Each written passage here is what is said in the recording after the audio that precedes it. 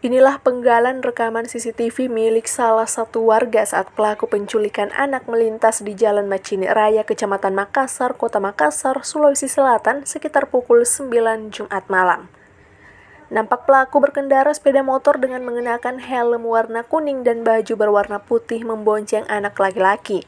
Belakangan diketahui bahwa bocah berinisial AG itu merupakan korban penculikan setelah info keluarganya viral di media sosial.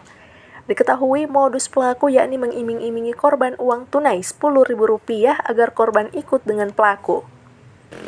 Korban lalu dibawa ke Jalan Pontiku, Kota Makassar, Sulawesi Selatan di salah satu toko kelontong. Di toko tersebut, korban ditukar dengan 2 unit tabung gas ukuran 3 kg. Korban kemudian dititip sebagai jaminan oleh pelaku dengan dalih akan kembali karena lupa membawa uang.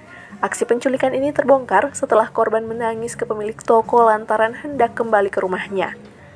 Bocah malang ini juga mengaku bahwa lelaki yang membawa 2 unit tabung gas itu bukan keluarganya. Pemilik toko pun kemudian mengantarkan bocah itu kembali ke rumahnya di Jalan Macini Raya, Kota Makassar, Sulawesi Selatan. Ibu anak korban penculikan, Hasma, mengatakan bahwa ia mengetahui anaknya diculik setelah pemilik toko tersebut datang membawa anaknya di rumahnya.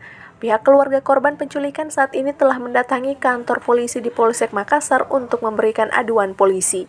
Pak itu artinya dia karena dia bilang temannya itu bilang ada panggil di Gani beli gorengan.